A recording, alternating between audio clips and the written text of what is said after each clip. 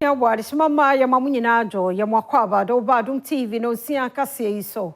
Enumere samwasi na braso sauti bie ne etodwa omubi ya obetini. Sebeye na judiciary adwuma beya kono begina ne naso no waye wadwuma yie ntino. Judicial Service Staff Association say nei wonuma ye krado. Sempenifo pese wode don hwira wode ye adwuma wo High Court ni bi ka ho a wonmo ebeye se adwuma no. Menshia South, Mashebe na neje bafo wu se ne nya ne nwanwa so man Ghana ya mo ye humodin wo corruption perception index no emu afi etwa mu na ba na mfenani anhwe ne yema bi eno ne nsem bi ya apomodin ka ho adwade wom obi man so anigide ne agudie mu nsem ya boa no bro se nwumre kase o hwe live on Facebook/Adom TV Extra Go TV 119 DSTV 280 oko YouTuber search Adom TV Tube na AdomOnline.com and semi ne semafoforo bi ewo ho bidi afia amankwa tamaklo say afia ni de wiente se den semni chemu ankasa etie Judicial Service Staff Association say nei wonwa ye krado say ye pese emre ya ye de etna court no ye de bi eka ho no oma ye krado say won mo ebesom se be ya nsem bebre agba peso ewo court de nye ni wie no ebetimi akeka na ho Enseseye fofra aba atemuafo adwumayeko no ehonom enese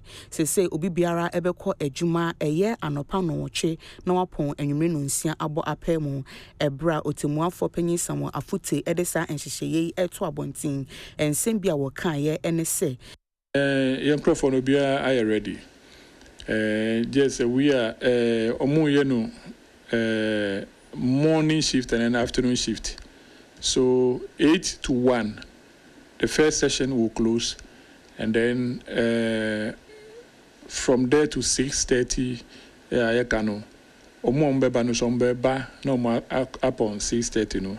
Until your workers are morning and then afternoon shift. Catch Ghana for say obia Antoni Boasi bibia be omo case ache na the problem bibri about honum no. With the direction no. Bibia bekosuye wasanso edeka ho se enhyehyeye fofra abai ebeboa amaso obi de nasem eba bedan atemuafo adwumayeko na obetimi aka asem no eye afri honom ntem. I think it's in the right direction because looking at the case loads in some of those courts, I mean court omodio to say court we nebe afternoon shift and CNC ebi wo cases over 1,000 cases ewo honom ena obia pese ne case no nkontem nti pese ye find a way ebetumi aye na ya reduce the case load from the courts. So looking at it, I think it's in the right direction ena load ewo honom within the shortest possible time nyina beba to it's normalcy. Menshia South Mashebe na neje bafo wu se ne anya ne nwanwa so man Ghana ya mo ye ho modern wo corruption perception index no eho o se aban ni yi na ni afrase mu niema bia na edadie a wampa mu anti ehu nsem ni krate ya ba bonten kire se ma Ghana fo abamobu e wa aban ne ho fi se omunyini sa aban no ebe fight corruption no se ne omu hwehwe enti se hu ni sa enye wonwa free se wo hu hwe o man abakosem a ya na mpimpi no corruption si e kuketa asehye ne proya aban a woteso no onfane nkrofo ntan kugina court intensi enti se wo ba na se wo se wo besesem no abaye resetter enkade fe ne se wo be kire Ghana for se sebe wo de se bucket asehye ne proya unyi otwe na unyi adoa but the moment obe discontinue no na was send indication to Ghanaians say wo nkrofo de sabi oye bone a won tache wo mo Chief Justice ya yi no ne ye ka kira ban say aban tobo to da bia wade nyina ho kwan dan so nyina na edai fatal uba aban mu a de bia benya nipa bia be hye wachi ayo yodium but ye be wi akire wudi ene ye be body aka asem freeze ye yi Chief Justice what is President Mahama obi na no da enya wonwa Senke se futuo mo. Intike futuo be na ode ma ye wo ho. Fa ne se de ma me no kra ye no se bia nkanya. Senka betu nchirimafo. Se mu bia anye bi meboa. Enso besi ne President Mahama mie na no nkan wasem da. Ene onsa abeshe corruption perception index mu. Amanyofo nyina your responsibility. Your responsibility, a shared responsibility. Na any kwan se you take partisan positions on some of these matters. You never be wa or say you need to miss one your corruption, one year the provision of basic amenities for the ordinary Ghanaian. Ghana Mampeni John Dramani Mahama share any more kwan putu prunshia mudie meche cabinet meeting and I want to share wukwada 11th February sebe ye wombeba no wadi nkomo e de afa koko e ho da re ya ekoso e wo maimo se wochirema sika sese aban editua wonka no wahwe aban anim besi America krani aban entimi ntua wonka saa ensemi eha wo mo ne senti enenei wode saa ensemi ato abonten nenso Ghana mampanyi eye John Dramani Mahama afrem panyimfo bi one omo akokokwa mu ekotena asemi so no wahwe okwan a saa ensemi a abai obetimi aboa ama pepepeyo aye adwuma ebra Ghana mampanyi ekohia empanyimfo yi Eye ranking member will share aduane ani kuayo ho nsam so ewo mrashebidefie Isaac ya Opoku edin sembi etuja se wode sobo bi ebo Ghana aban a woka se wono de obeka ne se eye bo apaya Ghana aban aya eye wona esese wo ma wo mu abodin krata emo omututo koko yi entwensen bi akoso ewo hono ne senti e na aba ne sei afi woto aso se eye board no ehwehwe ekwan ahodo bi a obefa so amasikasem akonkan said the bear, a betimi abwana koko kuafui, wana koma ato wenyem. Koko kuafo asori kasapa.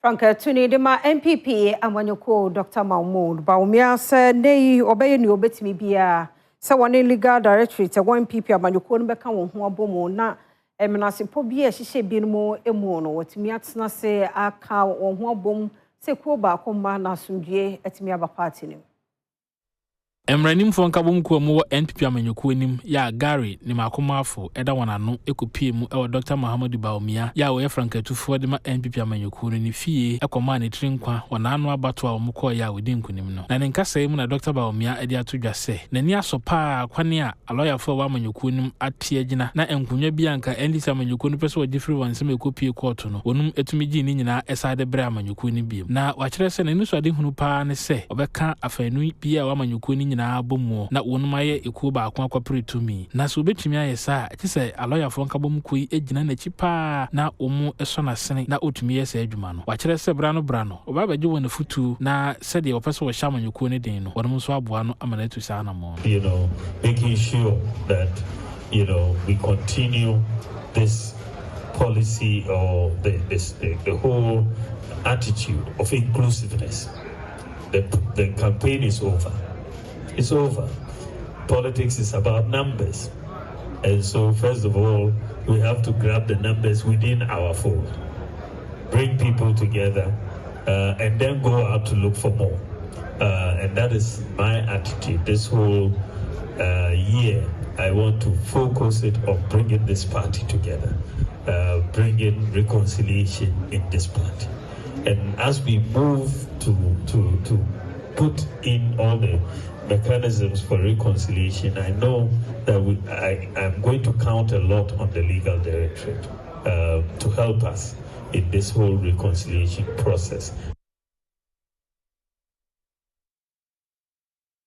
Adom TV anyumeno nsia kase na uguso ehwe no na nyamepe ene be mo Grace Mountain Chapel Auditorium na bayiwa bi ehunu no ewo enfonimu se watweja Ediato Ebiano Ebi Administrator Reverend Harold Wilson Ajatum Sampa Bibisa Akoso.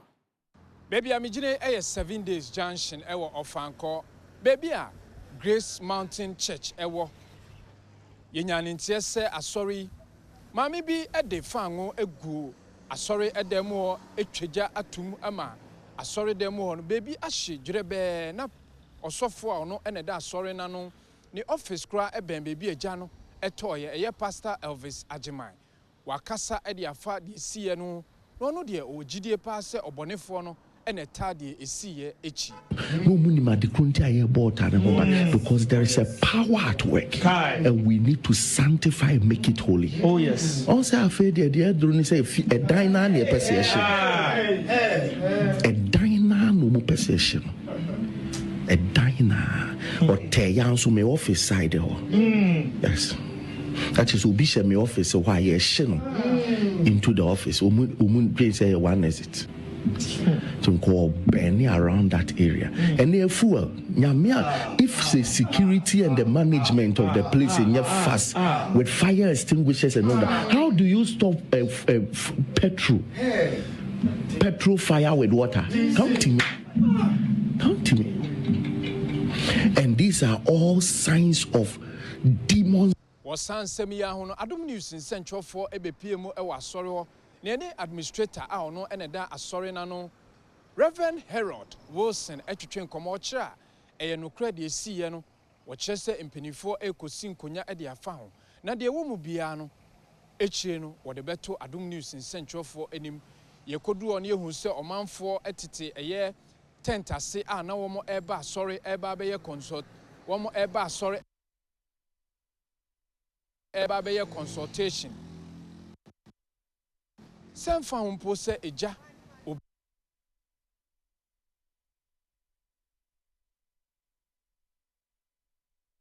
obi etwato aso Yento akase no eso na Kia Reno ya esumbidie boto 400 ya edinani akire Kumasi akonya nkwanhia wo ekrobim o West Gonja Mensimu wo Savannah Mantam no emo Sa nkwanhia esiye ewo mempem ho asem ekura ewo atoye gonja mansimu ewo Savannah Mantam omanfo etrem a na ye ehyan a esubidie boto ahanan ekokumase onipa bia ode nani ehun sa asem bi ekire Adom kasem se na wo fie en wote sa dede no se ekoso ewo ekwan nim ne senti ohun se nkwanhia kese bi asia o man ho ye ha ekoduru honom ebra oni Adom kase etwetwe nkomoi oye na dwense omfa nanim entudwa nanso odi nchemu eto abonten ema obi biara etiase se ebra sankwanhia ne siye no drobani ani ni mate no wote sa ehyen mu no wonya wonti didi mu a omumu biara ehu anka drobani ono nso eka sa wontimi mfa nanim entudwa ekire Adom kase mu se sade nkwanhia yi esini ntino ama ahyen no aba beboboso ewo ekwan ne so ne senti wo mu ye du betimi biara wayi sa ahyen no afri akwan mu na wona wodi so no etimi aba besia akọ Yanko Central Gonja Mensi no Assembly na water tank na nei akoka black voter no mu wo bupe bra o shankani ni yes wo akobu nsuo e na akoka nsuo ni mu nsem enie multi-purpose soap semina bakon e yade bebre. I'm pleased to introduce to you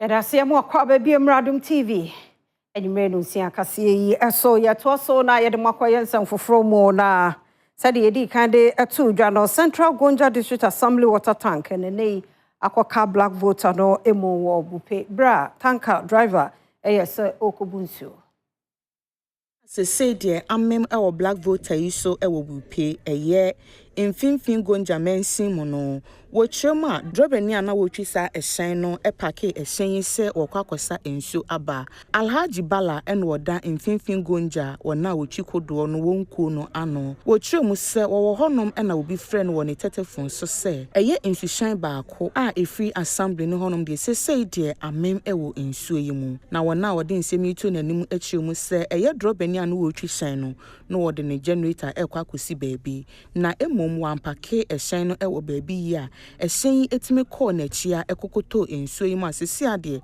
amem kra Ento kase no eso na nei wo ahafumantam mu no adehye bi a etwo kompo ne fibroid e ha won adwen no ya ye one more operation free e wo ahafumantam no emu Dr. Penny James Ankoma Edesa and Semi Eto Adom Kase enemu wechemu se oba go so ahafomantam ni mu a wode wani eto fam enu hu se enipa bi wo hono ma won yare no ano eden ebi te se henia ebi te se kompo na ebi nso te se fibroid ne senti ebra edu se wo ye surgeries ema sa enkofui wampopo wonti o ma won hu ye ha se sei enipa no ondodo ye aduosumienu no wo mu nyada wa yi o mu se wonsan Kofi 67 cases and obstetric and gynecology cases. I have fibroid, uterus, hysterectomy, and my metomy, hysterectomy, so now I have 5. Now, we have general surgery cases now. Most of them no hernia repairs and hydrocele. Now, hernia no and pediatric hernias, and adult hernias.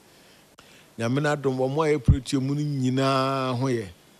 As I'm talking, yeah, discharge basically almost everywhere. The last one will be discharged today.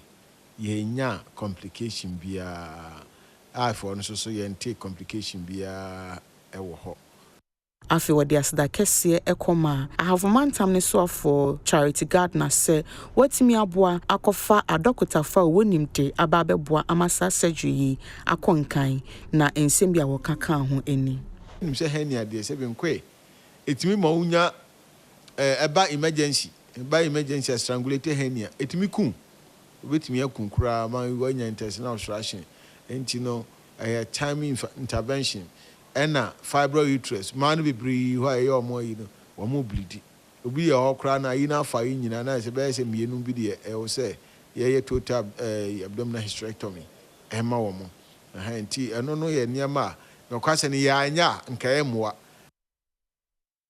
Yankonkoko a man from health center so one more edia desre ena eto mpanifo ni mo se won dan won fi ase so osie no nue wo sre mpanifo se o mewie ma won se be ya pomode pa be fa ntoma pa efra ya be se brano se ne ku na chance no mbaba ma ba hu yemwa na ne omo ehia no mo de abre yen ye challenges there edoso na se ne ekuma no ne ye mpanyimfo aboan no ye fashion na ka ye building yi but enam omo effort ntinti se ye si foforo ama ewu kruduem ha ya nti be se omo beboan na edan si na etima kontem se na be betime afia if say enam say ye dan ne ye kuma bi ntino ye maame nom ye nuanom ma merwafo no say omo dodo omo a omo professor be kokrom omo ko roman anase tanka surface enam baby aye wa ye ma eye ye di adwumadie nti be say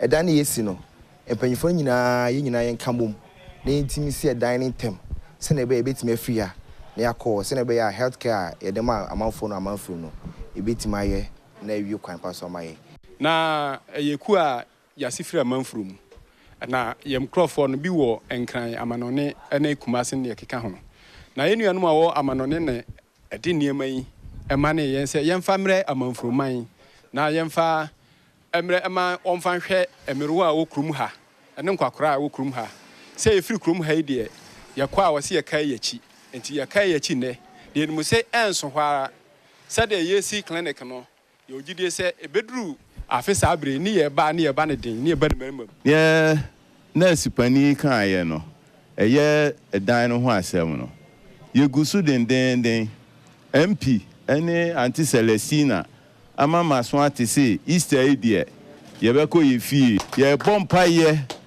ama on so bin ma on ahoden na sika bia ono hwede awie dan no nyame de be ma on ni awie ede adwuma akọ enti saa efie kra efie wira ye ne da Bensi krache pani ya wo Ashaiman ye Freeman chepo odi atu just assembly no ene adwadifo dodo no ahia wo Ashaiman main market wo 24-hour market hye ya wo mpeso onde hye so no obadi nkomo bebre Mansin Cratchy Penny de ma Ashaiman Freeman Checkbu Edia Tuja se Edredifua ewo Ashaiman main market no assembly no anyone eshia atwetwe nkomo afa ekwanya obefa so esi 24-hour market no ewo Ashaiman ochire se woni edredifo no edi eshia mu emprepi mrahye bedwani a wo Ashaiman so ne edredifo ma no eshia sanso so na nananom atena nkonwanso ene edredifo yi edi nkomo ni nyina wo hwe ekwan pa obefa so ama edwa a wo besie no abo Ashaiman Municipal Assembly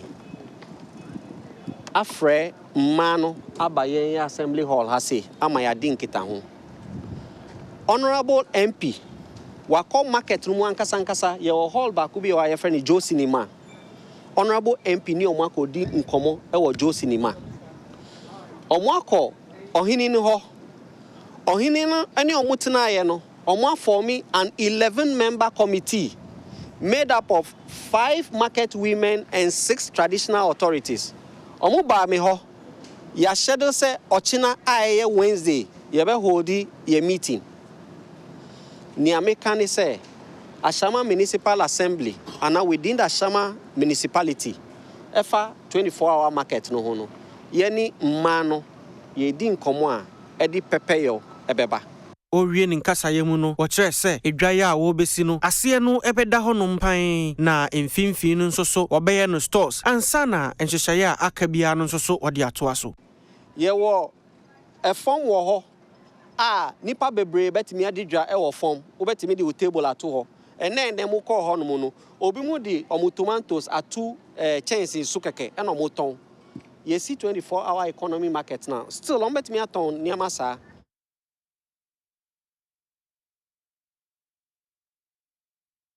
Kani Speaker of Parliament, Professor Aaron Maikokwe, ne edi afutuo ma mrantewa ne maba ya wode won ho ahya amanyosemu se ene amanyosemu de no won mo entungu na abefo kwan so amanyosemu ayemuda ho project no orese wode won ho ebegim no atu ho so anamo. Ni emrahye de fiechia mehene Professor Aaron Maikokwe ni ede efutu ekodiama emebuna wonomo ede won ho ahye amanyosemu se wonomo ntwe won ho mfiri titiniama na wonomo de woye na emumu ene wonomo fa kwan hofro so emfa enye amanyosem na enkonkoye te se esanse osimefia no bentin ewo party A anase party B nti se party A ya de a eyekura enya de se wonomo ebeka ebra wakasa ewo EU-WYDE project a wonomo ene CAS Ghana eka wonti epam so we wode chire ababema emebunu yi ede afa ekwanya obefa so etu wonomo amanyosem akwantuo ena wode nsem wese etu wonomo enim. Politics is not dichotomy. It is a matter of us all preparing ourselves to serve our nation. And of course, since ideas vary, we may have differences. And it will be a pleasure to see the young people working towards breaking the dichotomy that we see today in our politics. MPP, NDC, NDC, MPP. I mean, as if we are parallel lines. I will be very glad to know that the young people will not follow our ways in that particular direction. Eho and a country representative de CAS Ghana Anna Wasafo enso enkasaimu ene wachire butaye si wani suntia numedi we se wonomo edehyehe ho a wasan kasa edifa enso so ya ene eda MPP ene NDC amonyoku no ntema wachire se sese ne wanimu ya wonomo hwe no so ano. Polarization is a challenge in Ghana in particular with the two big parties in power and changing power, and one of the reasons why we actually wanted to particularly implement this project as a cross-party or multi-party approach was to actually do a small contribution to overcome this polarization. It has been said very well that polarization doesn't really help anybody in the end, and that everyone, including young leaders, will have to serve a common goal. Enwechi ena EU anamonsini wo meyi emu enso enkasayemu ene wochese emredu se emebunu nso so adwenkyere ebeje ewo nyuma nyina mu ne mu no empempi enyese ema wono mu eba betena nhyiemudie keke a asene mu ne omeka bia no yemfa enye dwuma. Youth are left outside decision making. That has to change. If we want a strong, inclusive, and democratic community, society, whether in Africa or Europe, young people must not just be invited to the table. you must be at the very center of the action. Ibisaya war Canadian Speaker of Parliament, Professor Aaron Maikokwe, sama walking huna weno, or the abejina se mrashe bejania, or say onye bone than want to bo mobile or mere. Se also a manyo semu election komo wuntu ye bibida miunhu. The intimo casano, any. Oh, it is a matter of allegation. As a lawyer, I don't like running into conclusions too early. But the fact is that what is good about it is there is an inquiry to look into the matter, find the truth in it, and then perhaps exact some sanctions. Let us wait patiently and see what happens. But you see, I'm not talking about individual issues. Those members of parliament sitting there, what didn't they give money? So I would like the whole system to be purified more than individual sanctioning. We must bring out systems. How do we ensure? Because you see, in 1992, when the Fourth Republic was born, this thing was not existent. I was a special assistant to Professor Adom. I didn't see money becoming the issue, as today, unfortunately, it is. So, since it's a systematic issue, we must all take chairs, as we say in our local languages, sit down and decide on what to do and what not to do. Look, 3 years ago, when I was chairman of the MPP Presidential Candidate Election Committee, I made a number of rules. We are still applying them. Today, people have seen how neat and decent the last MPP election was. People were talking about camping. And I really told the candidates, if you come, I will get the evidence and you'll be disqualified. Try it and see. There was no camping. But this had been a practice of the party for several years.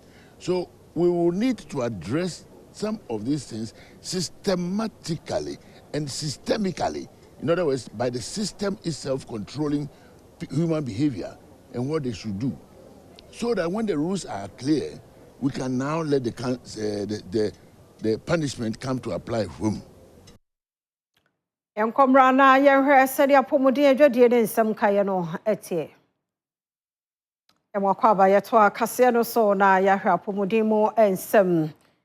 World Cancer Day abama yedi edano. Na wasantemante mu na beto dwa se kokram nyarwa hodo eyade a emane mu so ewo mantam ne mu.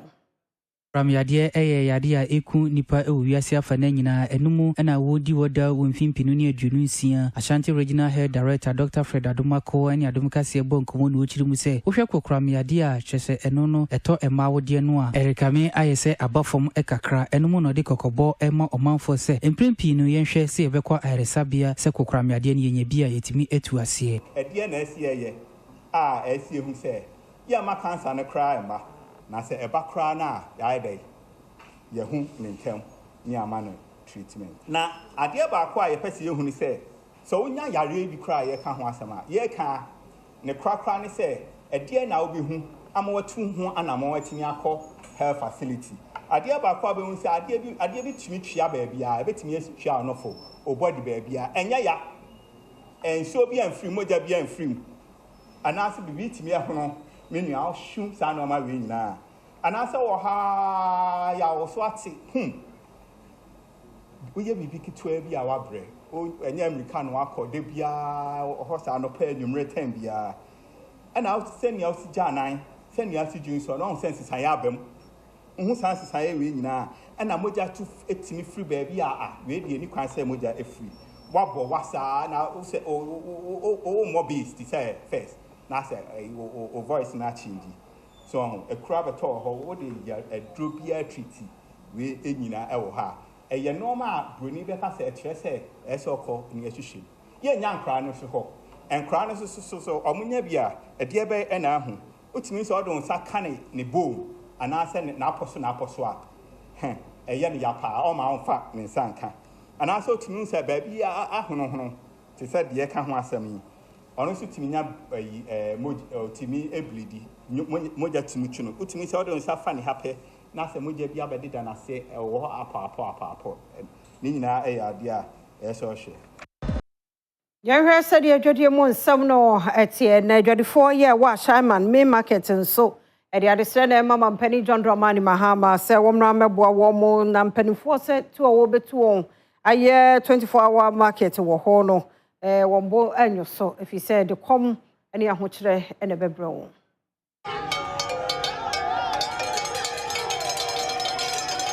Ashaiman adwadifoɔ ɛna wɔnom ne duku abɔ wɔ yam a wɔretwa agyaadwoɔ ne nyinaa ne sɛ aban ɛba bɛsi 24-hour adwakɛseɛ yi bi ɛwɔ ɛhɔnom na aban sɛ wɔntwe wɔn ho na wɔnsi adwa no nwie sɛdeɛ ɛbɛyɛ a wɔnom bɛtumi anya 24-hour adwa yi abi wɔ hɔ na adwadifoɔ ma sɛ ɛba saa deɛ a wɔnom nso wɔn ano aduane ɛna ɛba bɛbɔ wɔn a ɛmmoa koraa na wɔkyerɛ sɛ wɔn deɛ wɔrehwɛ ne sɛ adwa no wɔn ba bɛdandan ni na mpo wɔasi baabi a wɔnom bɛyɛ wɔn ho yie ne nneɛma ahodoɔ ɛbɛboa ma adwa no agyina ne nan so ama Baby, I ask you about it, but I am best a pay. Yankasa, my sister, so ya pay. Joanna, or Mobess, yes, you know, no problem. Name mom, she's a woman. And in my woman, I was a answer, son, or Bianya Nichafa. Or Bianya Nichafa. Nasana offer from a month for. So our best sisters into a mobile Mudino. Why we are a secret young yabi? Into a bomber, dear says, son, a hotino. Offer a number.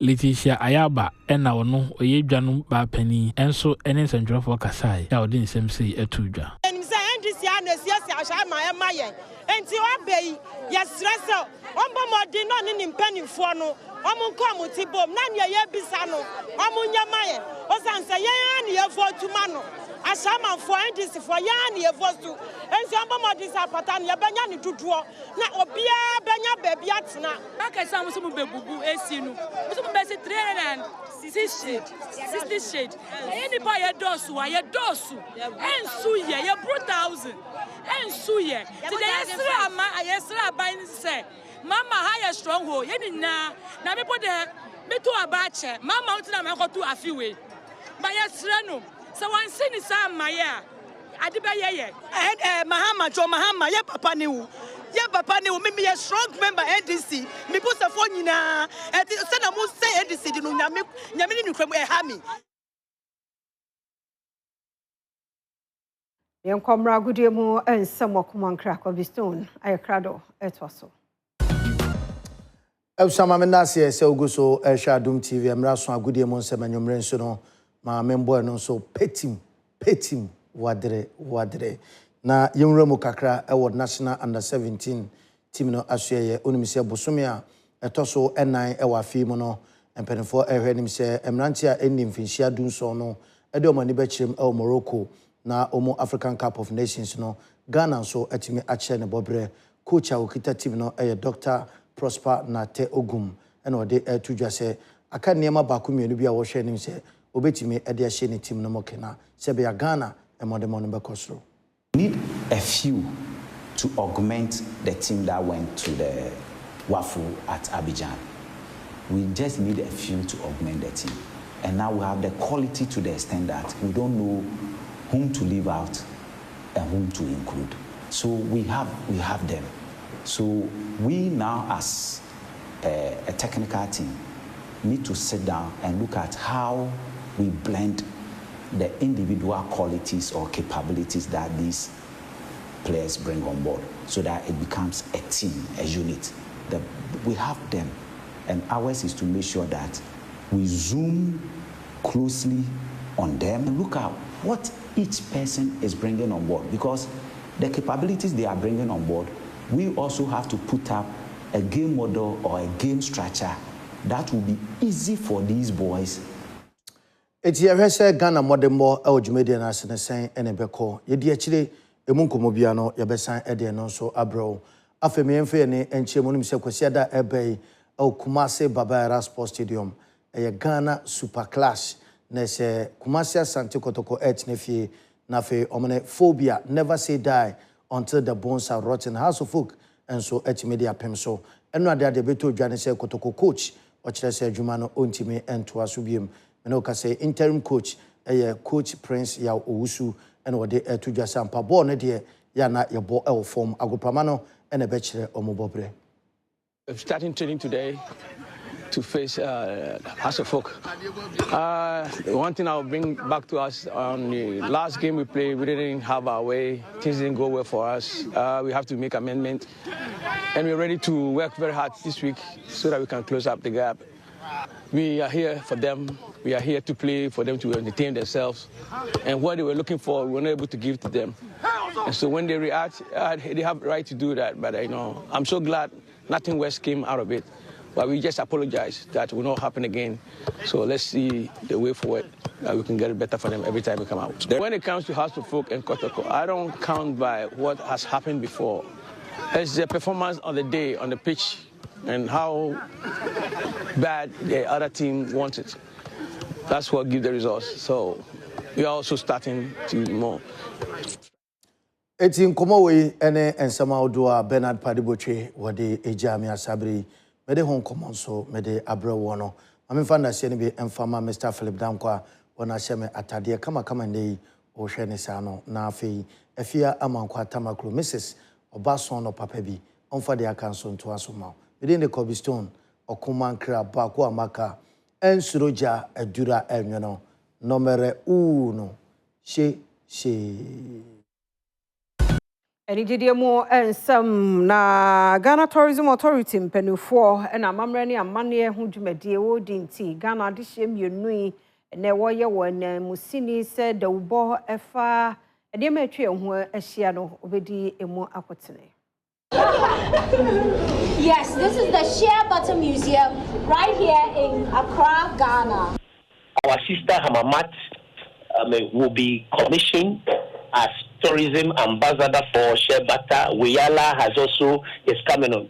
I'm not supposed to even disclose this, but I think I've let it out because you asked me the question. The Honorable Minister, Honorable Jifar Gomashi, has engaged or contacted these people, and very soon you see videos of these people that we are going to use in our international marketing. So what you said, we are doing it, but probably we are not using known influential people. It comes with cost, so you need to also negotiate with them, have some understanding. But there are those who are very committed and very passionate that they want to do. When you get such people, it makes the negotiation a bit easier and flexible for you too, because getting them the availability, readiness to do that and all that is also sometimes a bit of a challenge. But we are doing it. So na Adom TV anyumre kase ahana brema kwan na yede asie mrani adaje nti yeda simidi afia amankwa tamaklo shanon so fa pepso da twitwu sen se wo kwa akoda na bo so ho ban fi kaka ene enu nka ho yeda ase.